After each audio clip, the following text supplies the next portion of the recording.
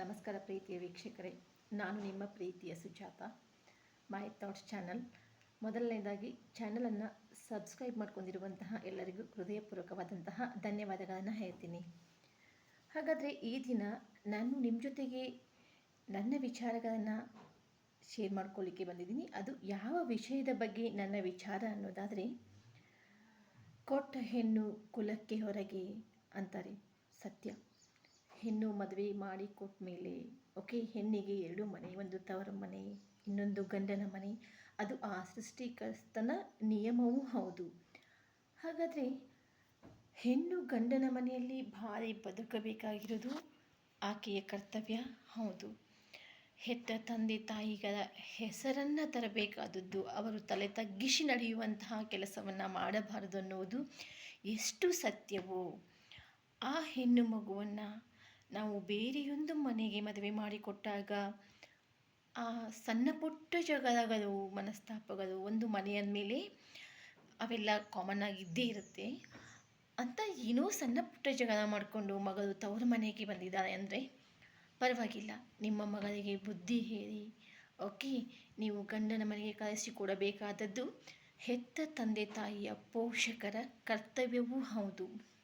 ಹಾಗಾದರೆ ನಾನು ಇವತ್ತೊಂದು ನ್ಯೂಸ್ ನೋಡಿದೆ. ಆ ಹೆಣ್ಣು ಮಗು ತನ್ನ ತವರ ಮನೆಗೆ ವಾಪಸ್ಸಾಗಿ ಅವರ ಅಕ್ಕನ ಹತ್ರ, ಅವ್ರ ಮನೆಯವರ ಹತ್ರ ಒಂದು ವಿಷಯವನ್ನು ಹೇಳಿದ್ಲಂತೆ. ಆವಾಗವಾಗ ಅದು ವರದಕ್ಷಿಣೆಯ ಕಿರುಕುಳ ಅಂತ ಕೇಳಿ ಬಂತು. ಅವ್ರು ಹೇಳಿದರು, ಮತ್ತೆ ನೀವೇನಾದರೂ ನನ್ನನ್ನು ವಾಪಸ್ ಆ ಗಂಡನ ಮನೆಗೆ ಕಳಿಸ್ಬಿಟ್ರೆ ನನ್ನ ಹೆಣವನ್ನು ನೀವು ನೋಡಬೇಕಾಗುತ್ತೆ ಅಂತ ಅವ್ರು ಹೇಳಿದ್ರಂತೆ. ಅದಾಗಿಯೂ ಕೂಡ ಕೆಲವೊಂದಿಷ್ಟು ಬುದ್ಧಿ ಮಾತುಗಳನ್ನು ಹೇಳಿ ಅವರ ಮನೆಯವರನ್ನೂ ಕರೆಸಿ ಮಾತಾಡಿಬಿಟ್ಟು ಆ ಮಗುನ ಮತ್ತೆ ವಾಪಸ್ ಗಂಡನ ಮನೆಗೆ ಕಳಿಸುವಂಥ ಕೆಲಸವನ್ನು ಮಾಡಿದ್ದಾರೆ. ಆದರೆ ಅವರು ಇವತ್ತಿಲ್ಲ, ಜೀವಂತವಾಗಿ ಸುಸೈಡ್ ಮಾಡ್ಕೊಂಡ್ಬಿಟ್ಟಿದ್ದಾರೆ. ಹೆಣ್ಣು ಹೆತ್ತ ಪ್ರತಿಯೊಂದು ಪೋಷಕರಲ್ಲಿ ನನ್ನದೊಂದು ವಿನಂತಿ, ಬುದ್ಧಿ ಹೇಳಿ ನಿಮ್ಮ ಹೆಣ್ಣು ಮಗಳಿಗೆ ಸಣ್ಣ ಪುಟ್ಟ ಕಷ್ಟ, ಜಗಳ ಇವೆಲ್ಲವೂ ಇದ್ದರೆ ಗಂಡನ ಮನೆಗೆ ಬದುಕುವಂತಹ ಎಲ್ಲ ಬುದ್ಧಿ ಮಾತುಗಳನ್ನು ಹೇಳಿ ಕಳಿಸ್ಕೊಡಿ.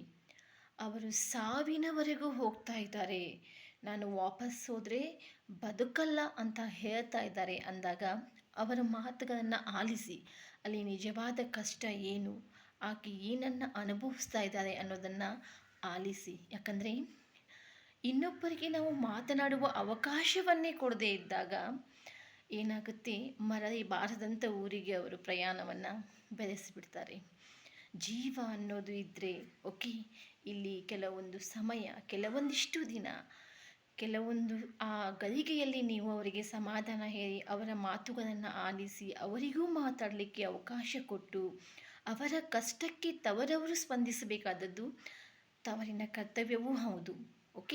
ಬುದ್ಧಿವಾದ ಹೇಳಿ ಗಂಡನ ಮನೆಯಲ್ಲಿ ಜೀವನ ಮಾಡಬೇಕಂತ ಹೇಳುವ ಕರ್ತವ್ಯ ಎಷ್ಟು ಸರಿಯೋ ಅವರಿಗೆ ಅಷ್ಟು ನೋವುಗಳು, ಕಿರುಕುಳ, ಅವರಿಗೆ ತೊಂದರೆ ಆಗ್ತಿದೆ ಅಂದಾಗ ಅವರ ಮಾತುಗಳನ್ನು ಆಲಿಸುವಷ್ಟಾದರೂ ನಮಗೇನಿರಬೇಕು, ಹೆಣ್ಣು ಹೆತ್ತ ಪೋಷಕರಲ್ಲಿ ಏನಿರಬೇಕಂದ್ರೆ ಕೇಳುವಂತಹ ತಾಳ್ಮೆ ಇರಬೇಕು. ಇಲ್ಲವಾದಲ್ಲಿ ನಾವು ಆ ಮಕ್ಕಳನ್ನೇ ಕಳ್ಕೊಳ್ಳುವಂತಹ ಪರಿಸ್ಥಿತಿಗಳು ಬಂದುಬಿಡ್ತವೆ. ಆ ಕ್ಷಣಕ್ಕೆ ಮುಂದೊಂದು ದಿನ ಒಳ್ಳೆಯ ಕಾಲ ಬರಬಹುದು, ಅವರು ಮತ್ತೆ ತಮ್ಮ ಗಂಡನ ಮನೆಯನ್ನು ಸೇರಬಹುದು. ಎಲ್ಲರೂ ಮಾಡಿದ ತಪ್ಪುಗಳನ್ನು ಅರ್ಥ ಮಾಡ್ಕೊಳ್ಬಹುದು. ಆದರೆ ಆ ಸಮಯಕ್ಕೆ ಅವರು ನೊಂದಾಗ ಅದನ್ನು ಆಲಿಸಿ ನಿಮ್ಮ ಮಕ್ಕಳಿಗೆ ಎಷ್ಟು ವರ್ಷ, 25 ವರ್ಷ, 20 ವರ್ಷ, ಒಬ್ಬೊಬ್ಬರು ಈಗಂತೂ 30 ವರ್ಷಕ್ಕೆ ಮದುವೆ ಆಗ್ತಿದ್ದಾರೆ, 35 ಆಗ್ತಾ ಇದ್ದಾರೆ. ಅಷ್ಟು ವರ್ಷ ಜೋಪಾನ ಮಾಡಿರುವ ನೀವು ಒಂದು 30 ನಿಮಿಷ, ಒಂದು 10 ನಿಮಿಷ, ಒಂದು 35 ನಿಮಿಷ ಅವರ ನೋವನ್ನು, ಅವರ ಮಾತುಗಳನ್ನು ಆಲಿಸುವುದಕ್ಕೆ ಯಾಕೆ ಇಲ್ಲ ಅನ್ನೋದೇ ಪ್ರಶ್ನೆ ನಂದಾಗೋಗ್ಬಿಟ್ಟಿದೆ. ಇದು ಬರೀ ಇವತ್ತು ನ್ಯೂಸ್ ನೋಡಿದ್ದಕ್ಕೆ ಮಾತ್ರ ಮಾಡ್ತಾ ಇರೋ ವಿಡಿಯೋ ಅಲ್ಲ, ನನ್ನ ಅನುಭವಗಳು ಕೂಡ ಹೌದು. ಯಾಕಂದರೆ ಯಾರೂ ಕೂಡ ತಮ್ಮ ಹೆಣ್ಣು ಮಕ್ಕಳನ್ನಾಗಲಿ ಗಂಡು ಮಕ್ಕಳನ್ನಾಗಲಿ ಸುಮ್ಮನೆ ಏನಂದರೆ ಮದುವೆ ಮಾಡಿಕೊಡೋದಾಗಲಿ ಮಾಡಿರಲ್ಲ. ಹೆತ್ತು ಹೊತ್ತು ಜೋಪಾನ ಮಾಡಿ ಸಾಕಿ ಸಲಹೆ ವಿದ್ಯೆ ಕಲಿಸಿ ಇನ್ನೊಂದು ಮನೆಗೆ ದಾರೆ ಎರೆದು ಕೊಟ್ಟಿರ್ತೀರ. ದಯವಿಟ್ಟು ಸಮಸ್ಯೆಗಳನ್ನು ಆಲಿಸಿ ಆ ಕ್ಷಣಕ್ಕೆ ಕೆಲವೊಂದಿಷ್ಟು ಸಮಾಧಾನಗಳನ್ನು ಹೇಳಿ ಸ್ವಲ್ಪ ದಿನ ನಿಮ್ಮೊಟ್ಟಿಗೆ ಇಟ್ಟುಕೊಂಡ್ರೂ ಕೂಡ ಅಷ್ಟು ವರ್ಷ ಇಟ್ಕೊಂಡಿರೋ ನೀವು ಒಂದು ತಿಂಗಳು 2 ತಿಂಗಳು ನಿಮ್ಮ ಹತ್ರ ಇಟ್ಕೊಂಡು ಬುದ್ಧಿ ಹೇಳಿ ಸಮಸ್ಯೆಯನ್ನು ಆಲಿಸಿ ಅಷ್ಟು ಕಠೋರವಾಗಿದ್ದಾರೆ ಗಂಡನ ಮನೆಯವರು. ನಿಜವಾಗಲೂ ಅವರಿಗೆ ತಪ್ಪೇ ಮಾಡದೆ ಶಿಕ್ಷೆ ಆಗ್ತಿದೆ ಅಂದಾಗ ಅವರಿಗೊಂದು ನ್ಯಾಯ ದೊರಕಿಸಿಕೊಡಿ, ಬದುಕಲಿಕ್ಕೆ ಯಾವುದಾದ್ರೂ ದಾರಿ ಮಾಡಿಕೊಡಿ. ಯಾಕಂದರೆ ಇಲ್ಲಿ ಎಲ್ಲವನ್ನೂ ಮರಳಿ ಪಡಿಬಹುದು, ಆದರೆ ಒಂದು ಸಲ ಹೋದ ಜೀವ ಮರಳಿ ಪಡೀಲಿಕ್ಕೆ ಸಾಧ್ಯ ಇಲ್ಲ. ನಾನು ಕೂಡ ಹೇಳ್ತಿದ್ದೀನಿ, ಹೆಣ್ಣು ಮಕ್ಕಳು ಗಂಡನ ಮನೆಯಲ್ಲಿ ಸಣ್ಣ ಪುಟ್ಟ ವಿಷಯಕ್ಕೆ ಜಗಳ ಮಾಡಿ ತವರ ಮನೆ ಸೇರೋದು ತಪ್ಪು, ಒಪ್ಕೊಳ್ಳೇಬೇಕು.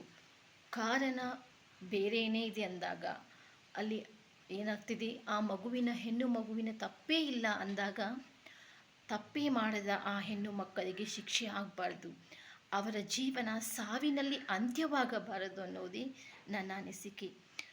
ಈ ವಿಡಿಯೋನ ನೋಡ್ತಾ ಇರುವ ಯಾವ ಹೆಣ್ಣು ಮಕ್ಕಳೇ ನಿಮ್ಮ ಜೀವನದಲ್ಲೂ ಏನಾದರೂ ಈ ಥರ ಘಟನೆಗಳಾಗಿದೆಯಾ, ನಾನು ಹೇಳ್ತಾ ಇರೋದು ಸರಿ ಅನ್ನಿಸ್ತಾ ಇದೆಯಾ ಅನ್ನೋದಾದರೆ ದಯವಿಟ್ಟು ಲೈಕ್ ಮಾಡಿ, ಶೇರ್ ಮಾಡಿ, ಚಾನಲನ್ನು ಸಬ್ಸ್ಕ್ರೈಬ್ ಮಾಡ್ಕೊಳ್ಳಿ. ಓಕೆ, ಯಾವುದೇ ಕಾರಣಕ್ಕೂ ಯಾವ ಗಂಡನ ಮನೆಯವರು ಹೆಣ್ಣು ಹೆತ್ತಿರುವ ತಂದೆ ತಾಯಿ ಪೋಷಕರ ಕಣ್ಣಲ್ಲಿ ನೀರು ತರಿಸುವಂತಹ ಕೆಲಸವನ್ನು ಮಾಡಬೇಡ್ರಿ. ನಾವು ಕೂಡ ಒಂದು ಹೆಣ್ಣು, ನಾವು ಅತ್ತೆ ಆಗ್ತೀವಿ, ನಾಳೆ ಸೊಸೆಯಾಗಿರ್ತೀವಿ, ಅತ್ತೆ ಆಗ್ತೀವಿ, ಎಲ್ಲವೂ ಇದೆ. ಬೇರೆಯವರ ಭಾವನೆಗಳ ಜೊತೆಗೆ ಆಟವಾಡಿ ಅವರ ಕಣ್ಣಲ್ಲಿ ನೀರು ತರಿಸುವಂಥ ಕೆಲಸವನ್ನು ಯಾರೂ ಮಾಡಬೇಡಿ. ಮತ್ತು ಸೊಸೆಯಂದಿರು ಕೂಡ ಅಷ್ಟೇ, ಚಿಕ್ಕ ಕಾರಣವನ್ನು ಇಟ್ಕೊಂಡು ಗಂಡನ ಮನೆಯವರಿಗೆ ತೊಂದರೆ ಕೊಡುವಂತಹ ಕೆಲಸವನ್ನು ಕೂಡ ಮಾಡಬಾರ್ದು ಅನ್ನೋದೇ ನನ್ನ ಅನಿಸಿಕೆ. ನನ್ನ ವಿಚಾರಗಳನ್ನು ನಿಮ್ಮ ಜೊತೆಗೆ ಹಂಚ್ಕೊಂಡಿದ್ದೀನಿ. ಇಷ್ಟ ಆದರೆ ಲೈಕ್ ಮಾಡಿ, ಶೇರ್ ಮಾಡಿ, ಚಾನಲ್ನ ಸಬ್ಸ್ಕ್ರೈಬ್ ಮಾಡ್ಕೊಳ್ಳಿ. ಮತ್ತೊಂದು ವಿಡಿಯೋದೊಂದಿಗೆ ಮತ್ತೆ ನಿಮ್ಮನ್ನು ಭೇಟಿ ಆಗ್ತೀನಿ. Love you all, see you next video. Thank you so much.